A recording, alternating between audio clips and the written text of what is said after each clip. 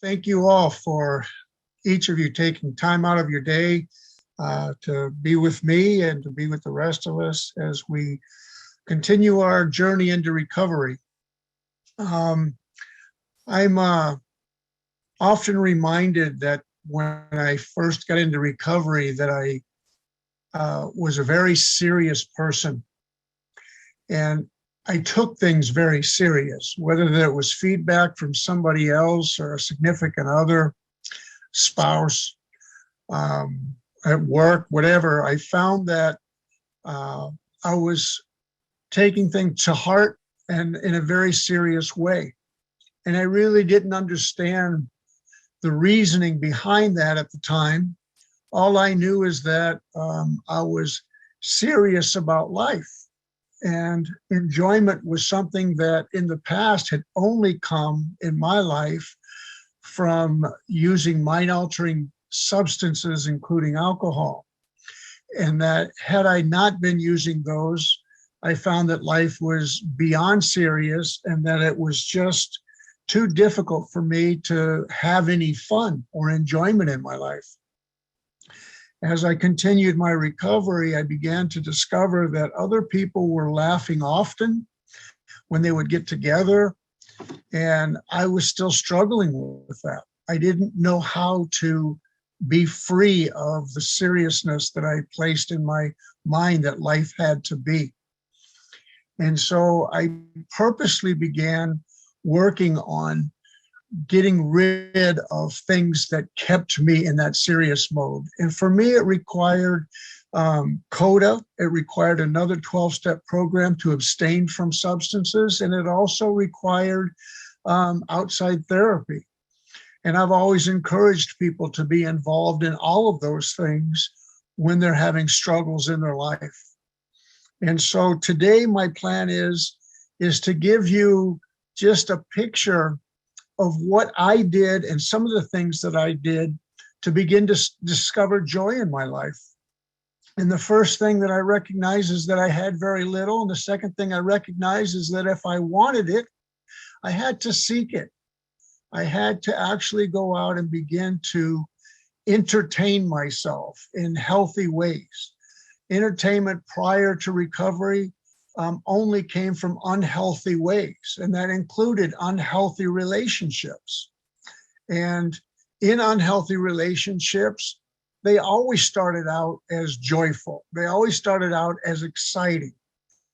But over a period of time, and for me, it was about 90 days, I began to return to the old serious, difficult, hard to deal with individual.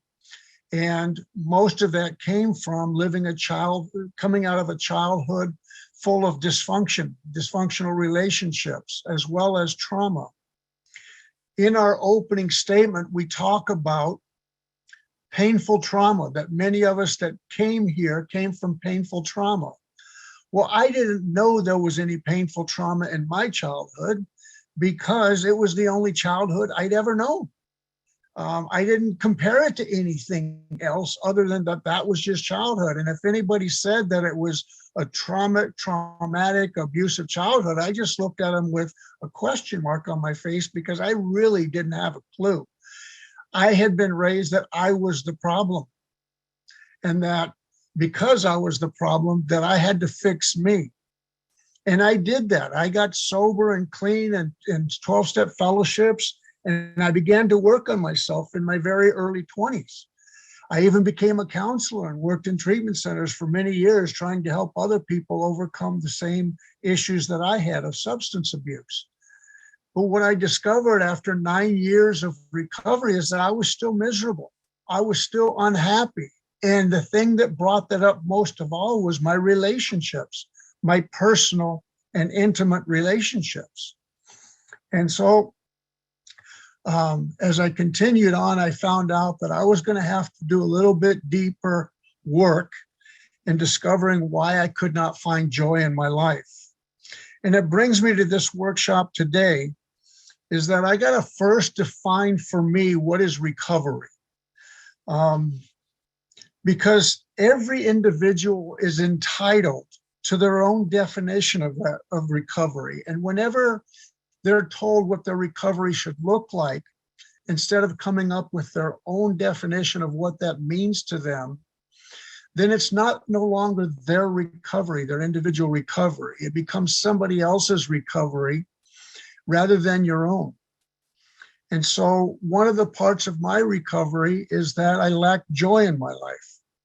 And so I bring up this first slide because I needed to define recovery for myself. What is it going to look like? What does it mean? The first slide that I bring up is a recovery definition that I found many years ago, and it works for me. And the most important thing in that definition is that the second sentence is the restoration of something that was lost. Well, that in and of itself tells me a lot about what my recovery has to be, is I have to reclaim in my life that was lost, what was lost. And one of the things that was lost, other than just my entire childhood, was the ability to be childlike, the ability to enjoy life. Children, when left alone, do not typically have a problem with enjoying their lives. They find joy in almost everything that they do. When I watch shows on TV that are about silly things that people do, and they show children doing silly things, it just cracks me up because they don't have that sense of shame about them. They don't have that sense of self-consciousness about them. And so they're very free and open to experiencing their life. Well, recovery to me was restoring that, was finding out what was lost, identifying that, and making the decision that I'm not going to live a life without joy. That it's up to me to go out and create joy in my life. And so I had to return to doing a lot of things that were very difficult initially, because every time that I would try to be childlike, I immediately had this emotion of feeling come up that was called shame. And then if I enjoyed myself too much, then I had guilt come up. And so those things came in my way because I was taught as a very young child that I could not laugh too loudly because it disturbed the house. I could not act too silly because I was being stupid. And I heard all of these messages that were very defeating to a child being a child. So recovery, I have found, most often happens when there is a plan or method that specifies specific goals and objectives. And we are truly blessed by the program that we have called Codependents Anonymous, because that program gives us a very clear plan and objectives. And those are called the steps and traditions to live by.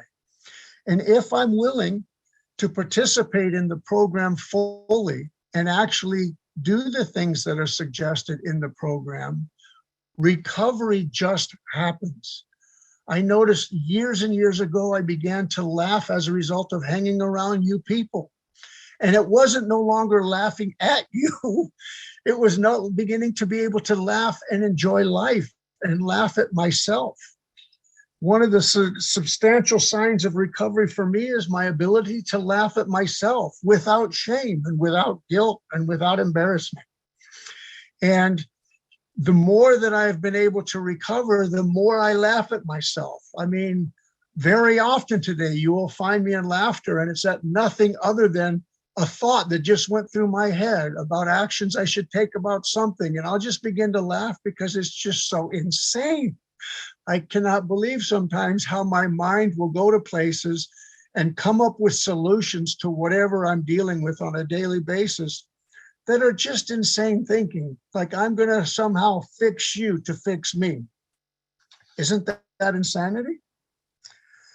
I would say that the benefits of solid recovery, a solid recovery program, include visible and undeniable progress within an individual's personal life. We often hear that in meetings, and we call it the miracle of recovery. Coming from a seemingly hopeless state of mind and body for some of us is where we started. And being to find a life full of recognizable blessings and having a grateful heart is the beginning of my recovery, the signs of my recovery. When I first heard the terminology and program, and especially around this time of year, we begin to hear it a lot, is that attitude of gratitude. I couldn't even spell gratitude when I got here. I had no idea what that meant, and I had very little of it. I thought God had passed on me, had made a mistake. My parents were right. I'd never amount to anything.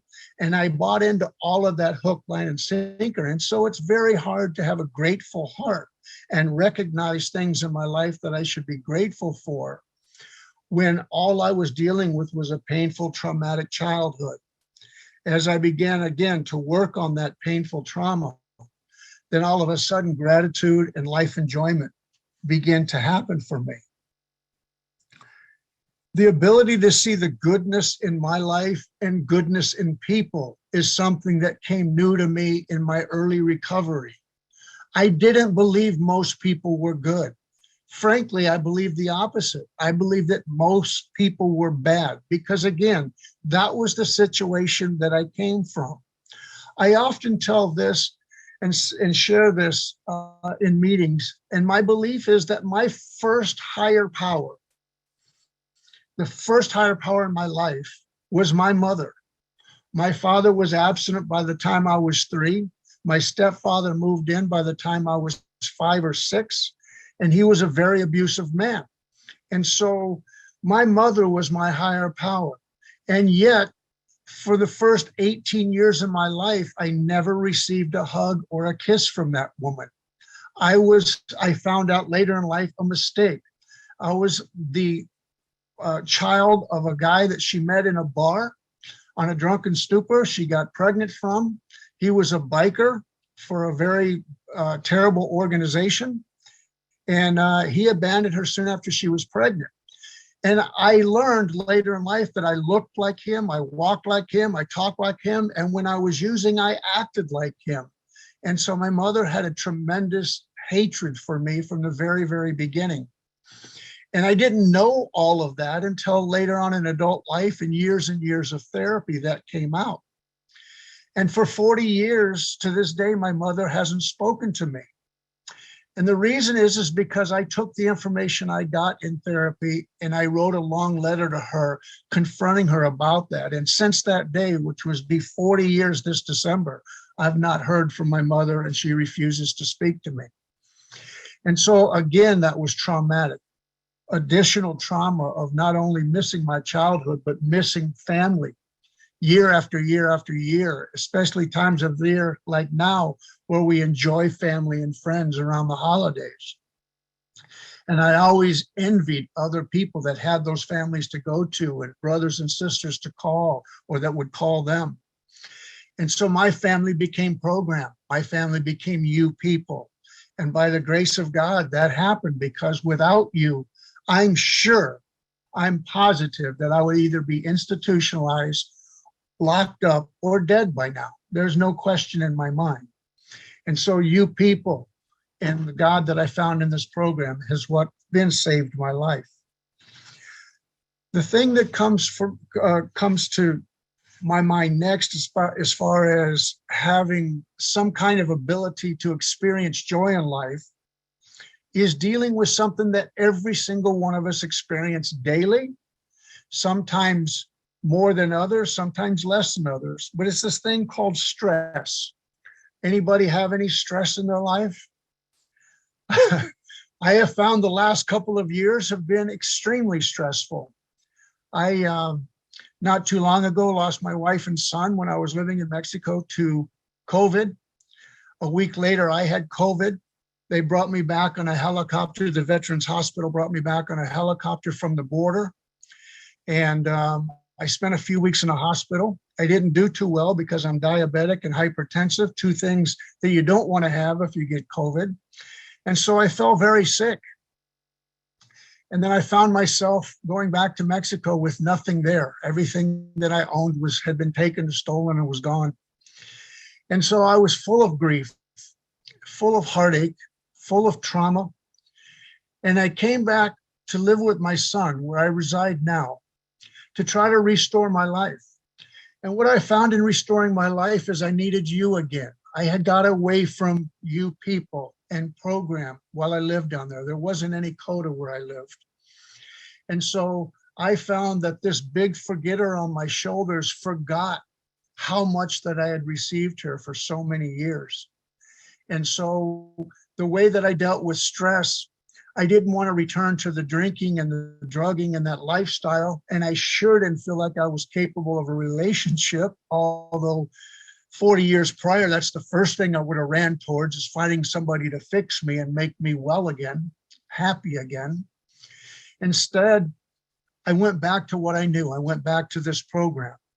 And this program is where I have began to restore my sanity again, deal with my grief healthily again, and enjoy life again. Nobody escapes stress, that's for sure. And reducing stress begins with recognizing that we have it and what is causing it. The Serenity Prayer is incredibly valuable to my life today and has been for nearly 40 years. That prayer, just that short, simple prayer, means a tremendous amount to me. And that if I remember that anything that I'm dealing with, no matter how big or small it may be, that there's a little phrase that I learned in this program years ago, is that I've got to let go and let God. And God for me, for many, many, many years, God for me was good, orderly direction, G-O-D. I didn't believe in a power outside of myself. I didn't believe there was somebody up there that was going to take care of me. And I sure didn't believe that people in general were going to be there for me. But I discovered, again, working this program, that I needed a higher power. And I needed that higher power because, left to my own devices, I had years and years of proof of that I'm not healthy enough to make decisions for myself all the time. Sometimes I need the input of others. And so I began to seek program again. And, you know, for the last nearly a year now, have reinvested myself in the program that brought me the most recovery, and that is Codependents Anonymous. I'd like to go to the next slide real quickly and just put up a definition on stress.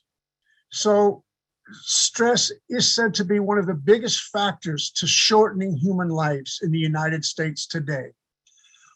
Stress creates a lot of emotional and physical problems that very often it's too late once we discover that the stress has done damage.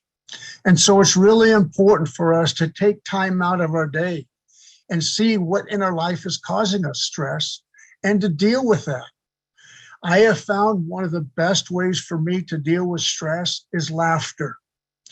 Laughter can be an incredible, powerful thing in my life if I put it to good use and remember that everything is situational and temporary, and that the way that I'm feeling today can change if I'm willing to do the work. So finding ways to feel happy. We can go on to the next slide, if you would.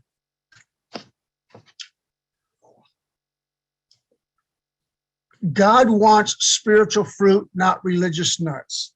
Why do I say that? Well, in my 20s and 30s, I was born again in 11 different churches. Every church I went to, I thought this was going to be better. And if I just do it their way, that the old way wasn't working, the old church wasn't working, the old pastor wasn't working, the old preacher wasn't working, this is the way. And so I'd read another few self-help books, and then I try to get more knowledge and more religious. And I tried Pentecostal churches. I tried all different kinds of things. And at the end of the day, when I'd lay down in bed, I was still left with me.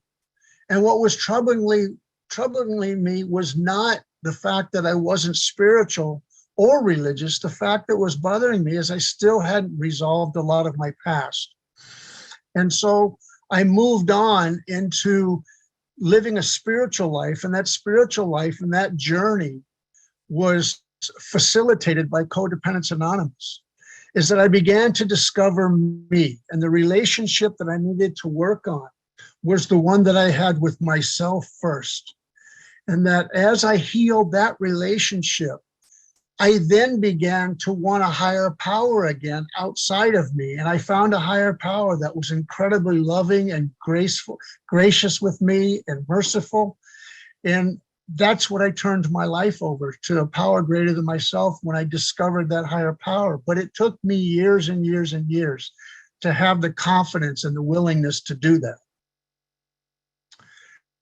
So let's go to the next slide, if we would. This is the Senility Prayer. Please go ahead and read that if you can see it on a slide.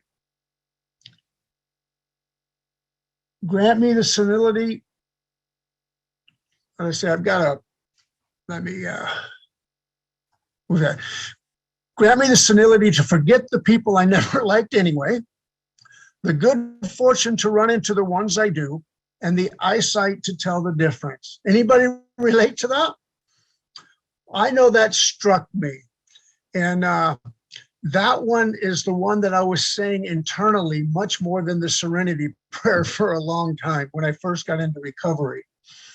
I needed to forget the people that I never liked anyways, because I let them take a lot of space in my brain. Maybe you've done the same. Maybe you've given a lot of power and control over your life to the people that were causing you painful trauma in the past, or just causing you daily difficulties, maybe even today, maybe even now. And it was very hard for me as a codependent to tell people what I really thought. And so I'd keep everything inside. I would stuff everything. And as I stuffed all of that and stuffed my feelings about those people, then I began to deteriorate emotionally, mentally, and physically. And if you don't think that physically you're affected by emotions that you don't deal with, do some more research. I shared in my previous presentation and workshop about feelings that don't get resolved. They cause serious consequences in our life.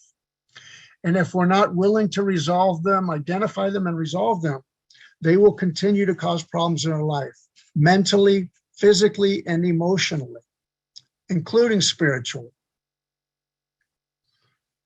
All right, let's go to the next slide, please. Of all the things that I've done in my life, I have found that I'm a very addictive person. I look for things that make me feel good. And there are things out there that are very healthy to pursue that make you feel good, but I like quick fixes. Maybe some of you can relate to that. I want it now. I want to feel good now. Well, I never even considered pursuing laughter or pursuing things that were of enjoyment to me other than mood-altering kinds of substances. And as I've been in recovery longer, I have a tendency to reach out now to situations, events, and people that create laughter in my life. I have a dear friend who works the comedy club circuit. Every time he's in town, he calls me and I go to his shows and I laugh hysterically. And there is such an endorphin release that comes from laughing out loud and hard. Maybe some of you have experienced that. There's a sense of peace and calm that comes after a good, hard laugh. Know what I'm talking about? So I had to pursue those things. I had to realize that this is a medicine that I need to consume. It's one of the few medicines that I can't consume enough of. And that doesn't get me sick and in trouble. So that's what I choose to pursue today. Let's go on to the next slide. This is my mind. This slide struck me when I first seen it because I could sit there and appear to all of you to be mentally competent, to be calm, collected, confident, I was successful in my own life, in my own business. I was successful raising my kids. I wasn't too successful in the moms of those kids, but I was very successful in many aspects of my life. But inside of my mind, that's what it looked like. It was constantly either attacking me or coming up with crazy kinds of things that I should do to get out of situations that I created.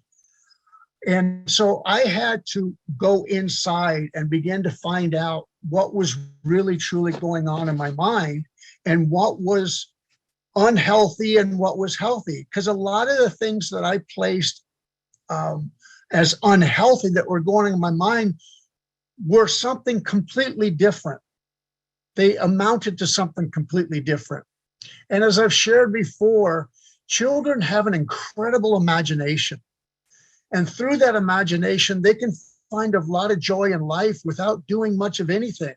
And it creates playtime in their life. It creates things that they can do. I had shut all that down. I thought that was silly and stupid and childish. And today, when I allow my mind to be creative, whether it be through art, whether it be through music, I'm trying to learn a keyboard at my age. I'm trying to learn how to play a keyboard. Why of all instruments? Because that's one of the most difficult, but I'm trying to do that. And yet I can sit there and lose 3 or 4 hours trying to learn how to play the keyboard and not even know 3 or 4 hours went by and feel totally fulfilled afterwards.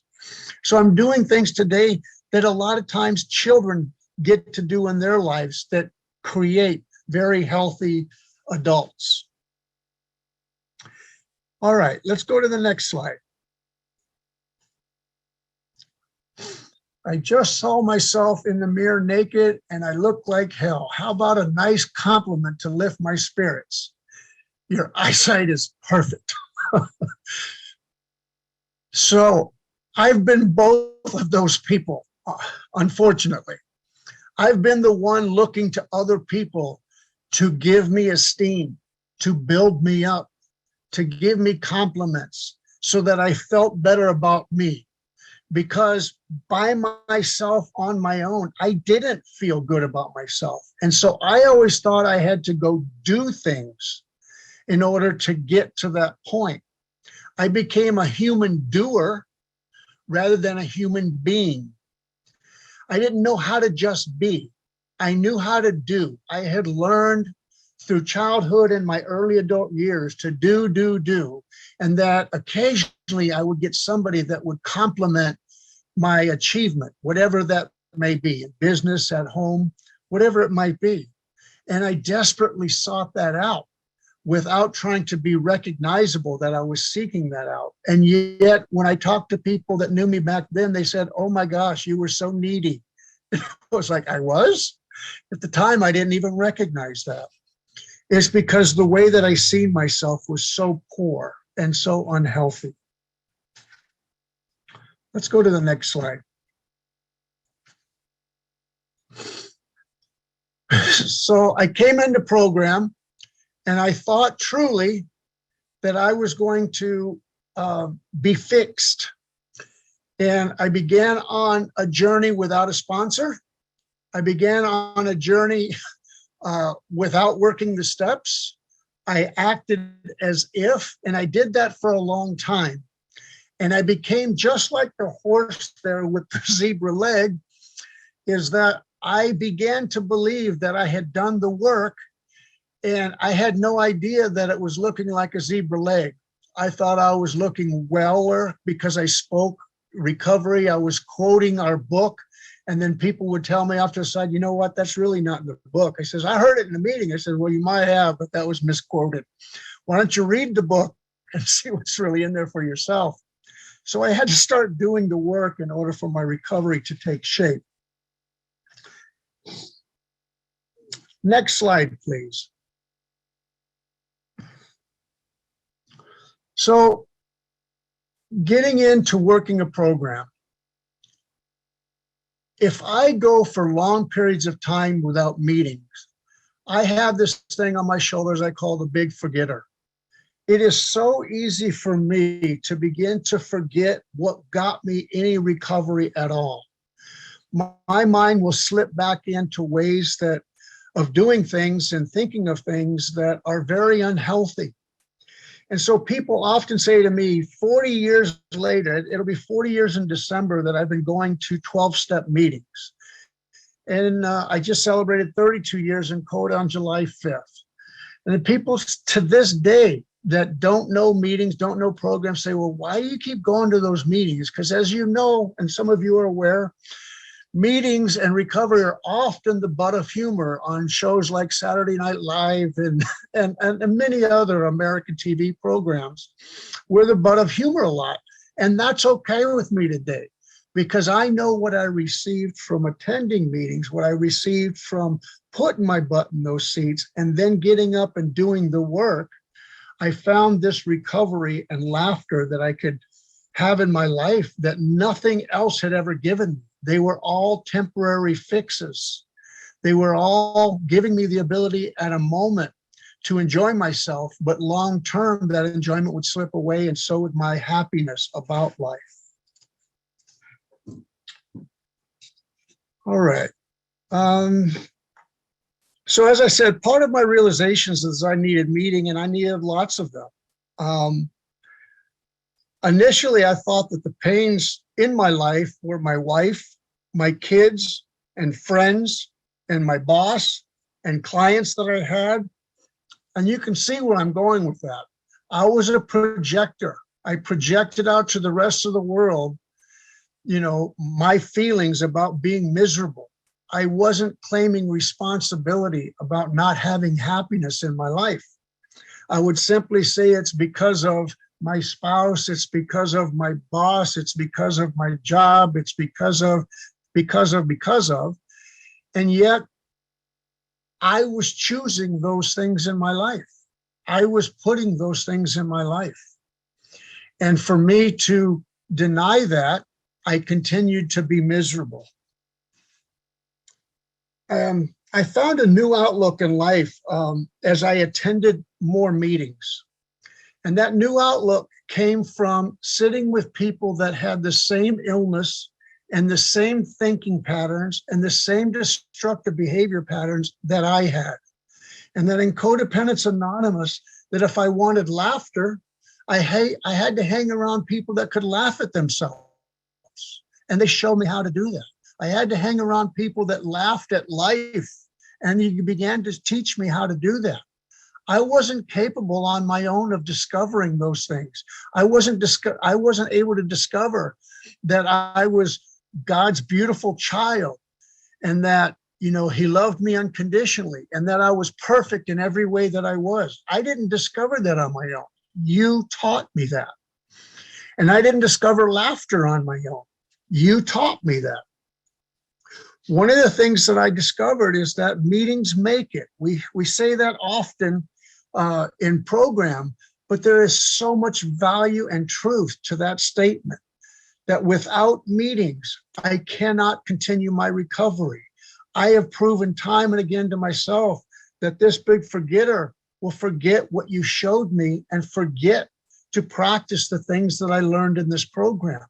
I have to maintain my attendance at meetings, and that's why meetings make it. One of the things I discovered in meetings is that I needed a sponsor. Maybe some of you have one, maybe some of you don't. I know that I went through several make-believe sponsors when I was early in recovery. If somebody asked me if I had a sponsor, oh yeah, I got a sponsor. Well, who is it? You know, I'm looking at changing that right now. And I make up some excuse. Is that I had to find somebody that had worked this program. I had to find somebody that believed in recovery the way I believed in recovery.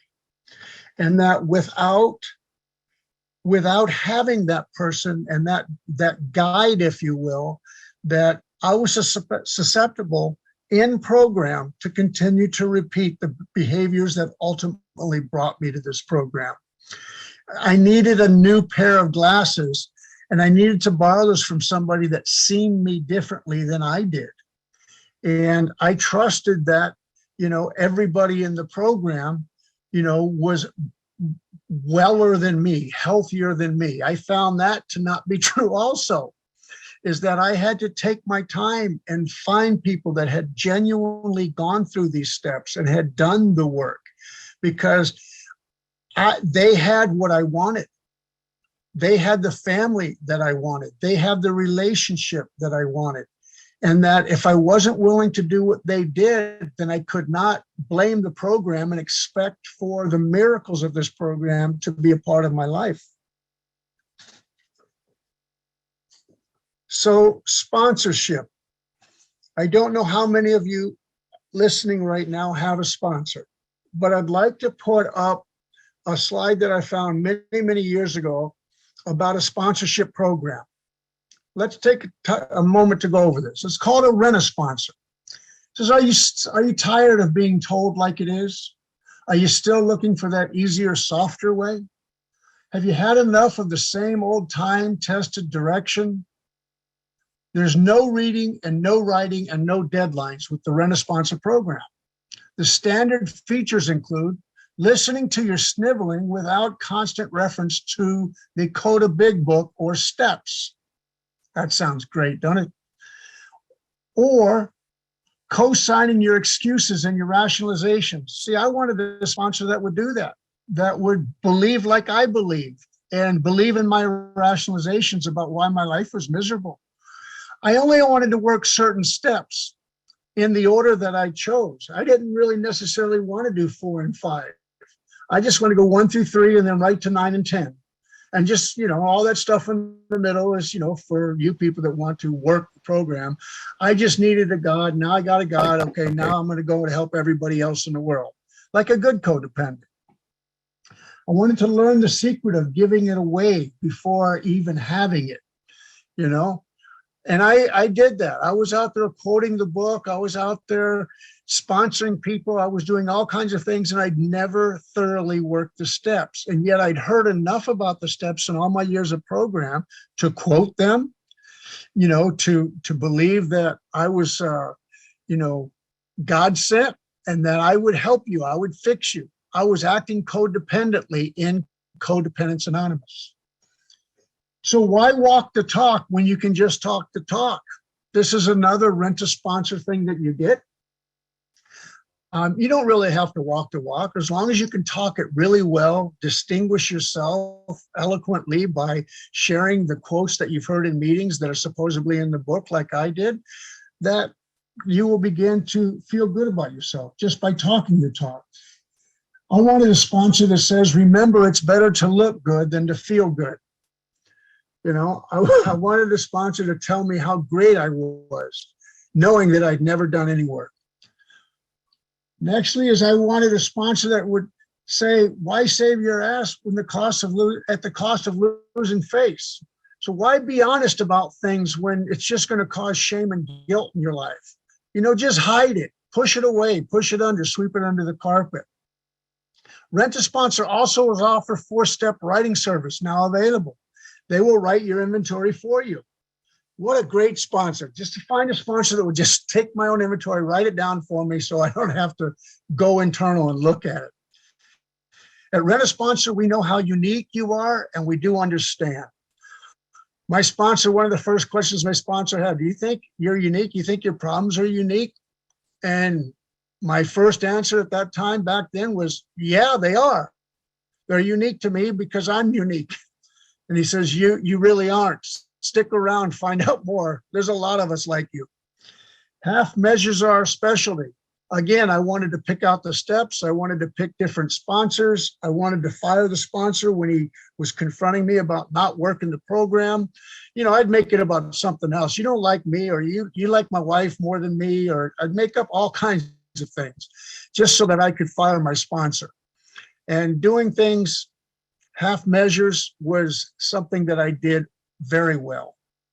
And so the number to call if you're interested in that Rent-a-Sponsor program is call 1-900-OPOUR-ME or 1-900-POUR-ME-1. Either one of those numbers will get you a Rent-a-Sponsor, and you can begin working this program, half measures, without any effort on your part whatsoever. So what we're going to do now, at this time, we're going to take about a 10-minute break, and we'll come back and begin to discuss your Rent-a-Sponsor. Thank you. I'll be right back. Well, we ended this last hour talking about that we need laughter and that we need enjoyment in our life, and that without those things, there isn't a whole lot of reason to live other than just for survival.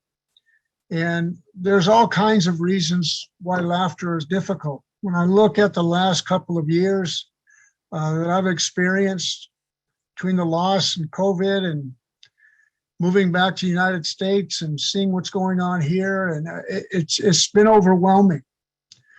But once again, it's my decision. It's my life, so therefore it's my decision if I want to buy into all the negativity and negative things in my life, or can I make a decision that I'm going to seek out and include in my life happy people, happy times, happy events, things that produce joy in my life.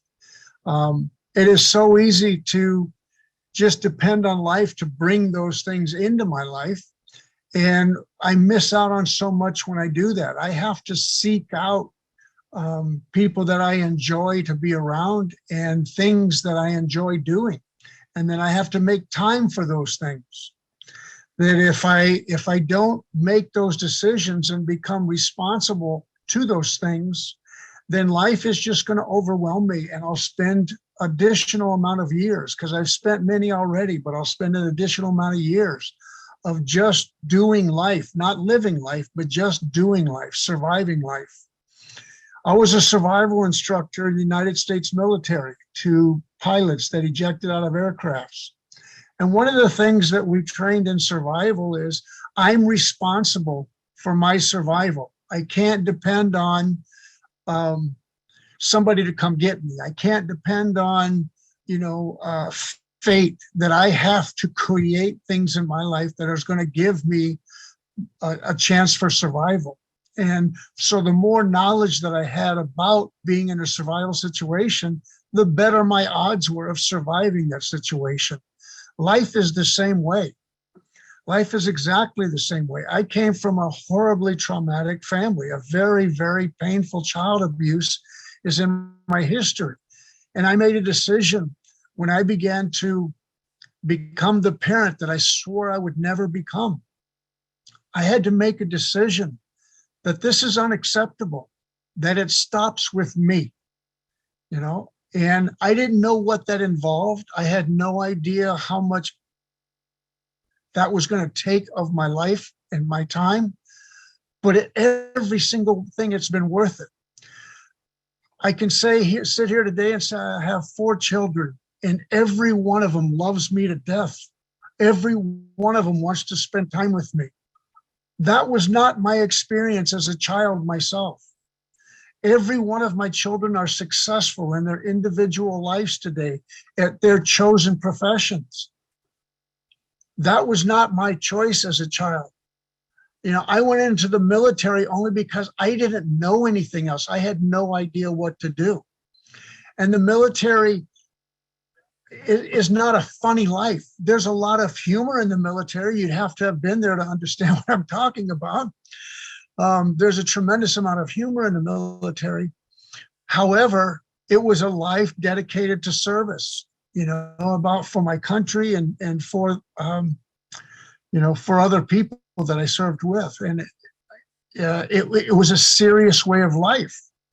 And when I got out, I had never been a civilian. I had no idea what I was going to do. I was clueless. I had been in the military since I was a young child, and then went into the service in my young adult years, and had to make a decision when I get out that I have to go out and make a path for myself. And so life became very, very serious. There was nothing that was enjoyable about life initially. And because I was early on in recovery, we have a tendency in early recovery to take ourselves very seriously. Maybe you can relate to that. Maybe somebody's pointed that out to you. I took my life and my recovery so seriously that it was not fun. I sort of got kicks off of confronting people in recovery. I was a counselor at a treatment center, and confrontation's what I did best. You know, when I'd see dysfunctional behavior or inappropriate behavior, I was on top of it, you know, and they promoted me because of it. I became a counselor, then a senior counselor, then a program director in very short order, because I was willing to not let people get away with anything. You know? And so, although I am very, very grateful for my years in that field, I found that my years in that field were full of searching out dysfunctional behavior and confronting it, and doing very little work on myself. You know, I had to become willing to do an inside job on myself to begin to find what recovery was. And it wasn't easy. People would say things like, well, you've just got to do the steps. You know, you can't just sit in meetings. It's not going to happen for you by just putting a butt in the seat. You got to start getting involved in meetings. You got to start doing service work. You got to start, you know, including people in your personal life that are in recovery as well. You got to change your playgrounds and your playmates, is what I was told. And that was difficult for me because it was unfamiliar.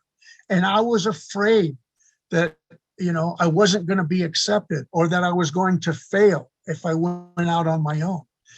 And the reality is I found much success. You know, by the grace of God, I had this program.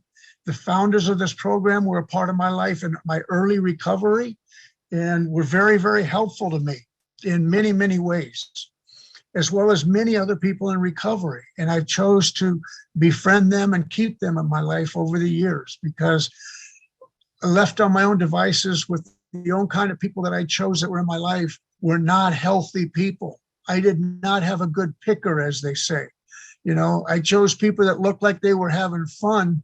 And then when I began to get involved in that kind of fun, I got into all kinds of trouble.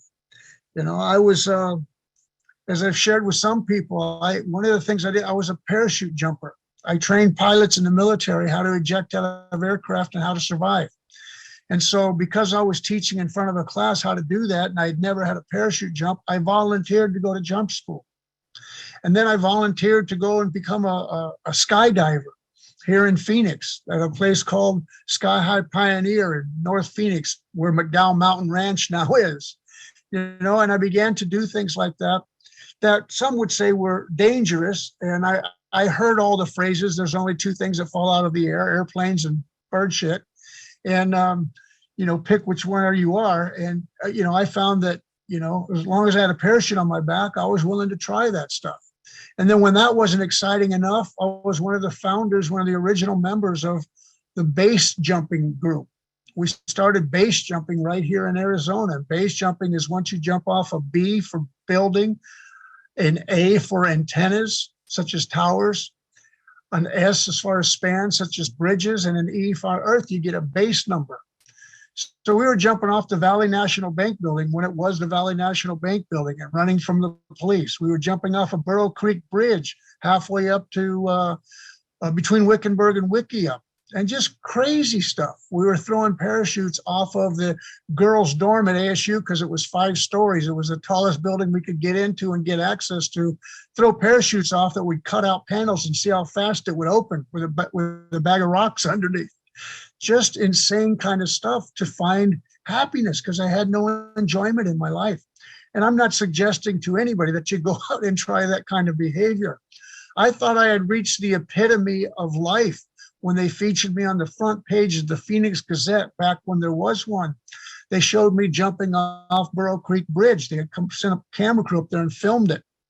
And I was a friend to Jerry Foster, who was a helicopter pilot back then, and used to party at his place in downtown Phoenix, doing crazy kinds of things. And I jumped off that bridge. They put it on the front page of the Phoenix Gazette. And Colonel Dillingham, who was the base commander of Williams Air Force Base at the time, was sitting in a meeting with all the mayors of the local surrounding cities of Williams Air Force Base, including the general that ran Luke Air Force Base.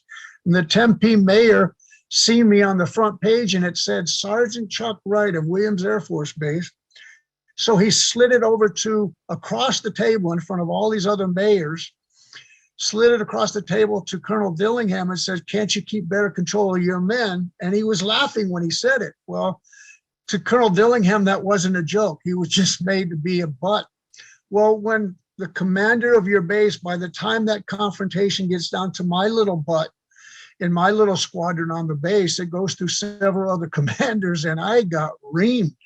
I was put on probation. I was told I'd never parachute jump again, all kinds of stuff. Well, of course, I didn't follow any of those instructions. I was a good rebellious codependent and did things my way. And then at the end of my enlistment, I wasn't allowed to enlist in my chosen career field. They were kicking me out of my career field saying, you know, "We've had enough of you. Choose another field." And so they offered me military policeman or supply sergeant. I said, "No, I've got one of the best jobs in the military. You can't do that." And yes, they could. And so as a result of me seeking excitement in my life, I made some very poor decisions. So today, if I'm making any major decisions like that, I like to run them across other people. One of those people that I run across is my sponsor. And I think that not having a sponsor in a program is taking a huge risk with your life and your livelihood and your program.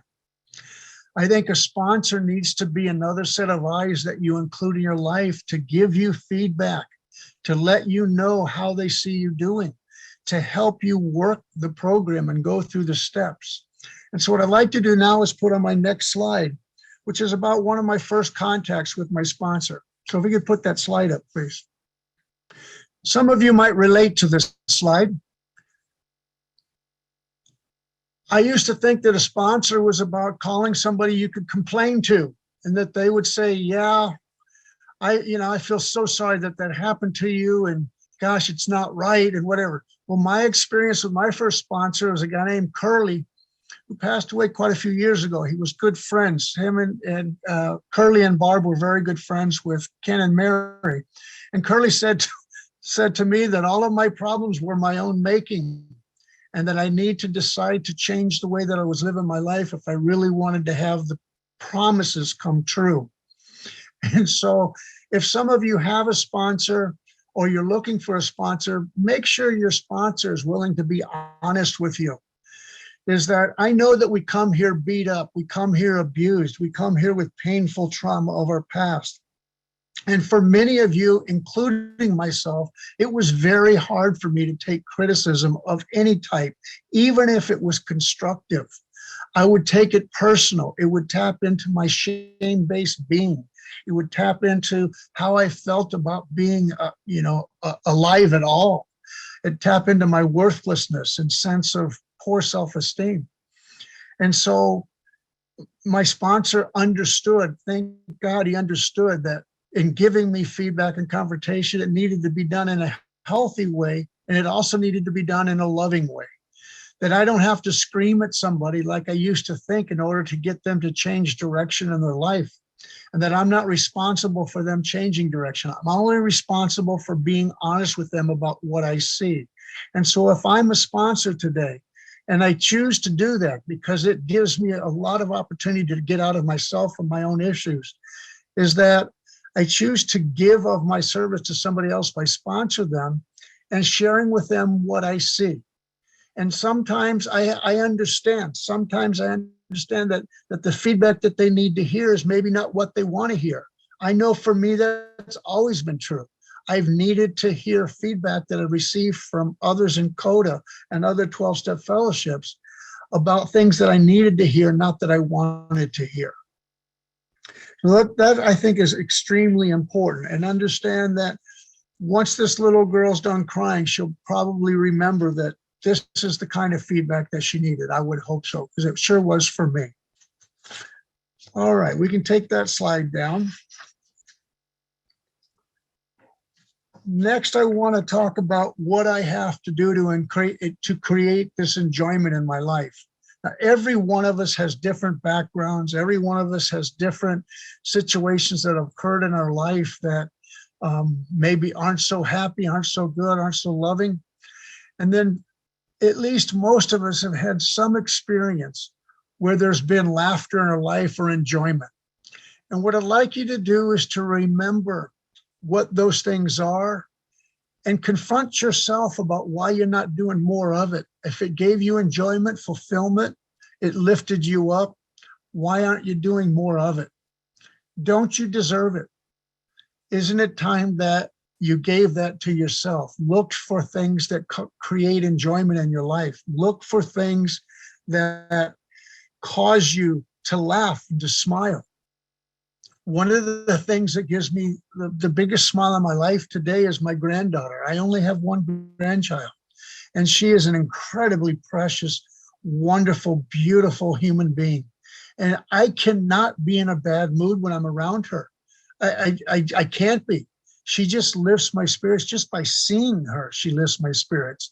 I wish I could see her a lot more than I do, but as a grandparent to a mother who she's an assistant principal at a high school, she's extremely busy with her work and all that she does. So I don't get to see her much as I would like to. But when I do, it brings me so much joy and happiness. There's so many other things that are in my life, especially you people. I mean, I hate to say it, but you guys make me laugh more than most people on the planet. When I go to meetings and I'm around you, I get the laughter because I hear me through you. You teach me about me and about how ridiculous I am sometimes with just my thinking patterns and my behaviors. I mean, it was you people that enlightened me about how funny we are as codependents. And you know, that whole thing about insanity, doing the same thing over and over again and expecting a different result. If I keep doing the things I used to do, I'm going to only get more misery. But that if I take risks and I begin to do things that I've been challenged with in this program, like step work, like living by the traditions, like going to meetings, like having a sponsor, that if I do those things, enjoyment of life begins to happen automatically. When I begin to practice the principles of this program in my life, enjoyment begins to happen. Enjoyment is a benefit I reap as a result of participating in this program and working this program. It doesn't come by mistake. It's not a mistake that these simple 12 steps there's over 200 other addictions or ailments that these same 12 steps are used for today throughout the world. I mean, I wouldn't surprise me if aliens haven't adopted them and taken back to their planets. You know they've been here, right? So these 12 steps are successful. I think they're inspired by an all-powerful, almighty, all-wise maker of all of us, of all these creations. And so there's no mistake to me that these 12 steps have been adopted in so many people's lives in other ailments besides just codependency, you know. And the funny thing about it, if you think about it, these 12 steps came from a couple of drunks getting together, coming up with a solution and a plan for how to live our lives. Who would have thought that that's where these beautiful 12 steps were going to originate, from a couple of drunks getting together trying to help each other, you know. And here we are, you know, blessed, you know, in so many ways. The last thing I want to say is my happiness depends on me realizing my gratitude list. I've never met a miserable, grateful person. Gratitude is an incredible thing to bring joy and happiness to your life. I used to assign people, as a clinician, I used to assign people all the time to write out gratitude lists. And they'd come back after their first session with me. Now, these are brand new people in recovery, never had any recovery experience. They're just in treatment. They're miserable as hell. And I'm asking them to make a gratitude list. Go find some things that you're happy about in your life. Well, they'll come back with 2, 3, 4, 5, 6, 7 things at the most. And I say, no, I want that list to increase to 20. I want that list to increase to 30. Come back, write down 30 things you're grateful for. Think about the things that you have in your life that you're happy to have, that you wouldn't want to be without. And it's amazing that just by writing a gratitude list, of how happy I became when I began to recognize the beauty of this world and the beauty of the things that my higher power has provided me. And you people are always on that list. My gratitude is so deep about finding 12-step recovery and 12-step recovering people. There's nothing in my life that I'm more grateful for other than having a higher power who loves me. So I would challenge each one of you to think about making that gratitude list. Even if you've made one in the past or made one yesterday, add to it. There are things that I very often don't remember, forget, I'm clueless about, that I need to be grateful for. And it's not just the big things. It's not just across the board, health and my house and my spouse, or sometimes she's on that list, sometimes she's not. And as of today, I don't have one, haven't had one for a long time. But when I had a spouse, you know, I would very seldom remember to respond to her about how grateful I am to have her in my life. You know, let people know in your lives how grateful you are to have them in your life, how much they mean to you. And I will tell you that it will often do more for you than it will for them. Because when I recognize the things in my life that I'm grateful for and the people that I'm grateful for, it's hard to stay unhappy. It's hard to stay miserable. And very often it'll bring laughter to me. How could I have forgot about so-and-so?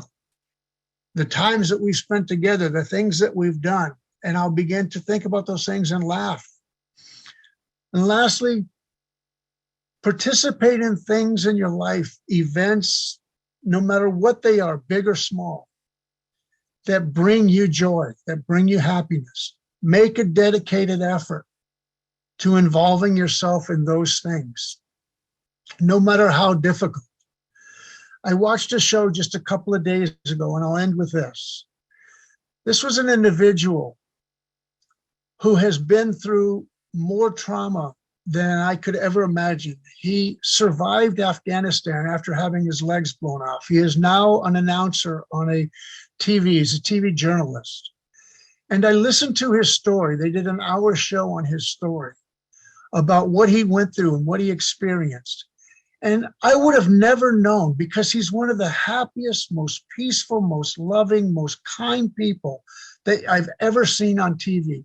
And there's no disingenuousness about him. He is incredibly authentic. He's incredibly real. And yet just a few years ago, he's laying after a bomb went off that blew off his legs, you know, and today he's living an incredibly happy life, happy family, making, you know, substantial gains and bringing a lot of other people joy as a result of it. So who am I? Yes, I had my soul blown out of me. I had my childhood taken from me. And, you know, do I just let that dictate the rest of my life? Or do I begin to make a life for myself that involves you people, happiness and joy? And today, that's what I choose. I choose to be a joyful, happy person, knowing that I don't know when my last day comes. What I know is that if today is my last day, I don't want it to be a miserable one. I want it to be an enjoyable one. And I can make the decision to make that happen. And I do. I thank you very, very much for spending time with me today. I want to leave plenty of time for you to ask any questions you may have of me. And I'll just open it up at this point.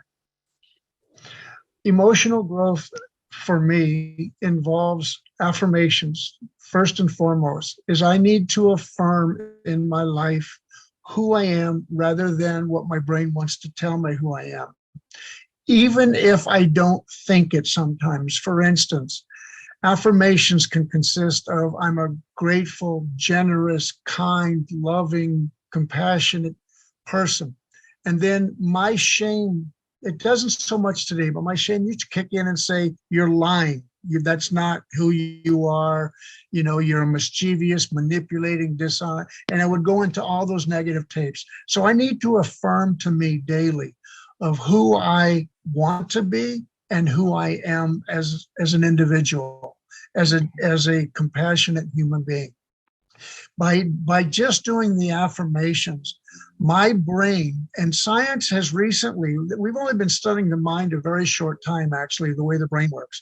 But one of the things that we've been able to prove, that scientists have proved, is our brains genuinely believe what we tell it.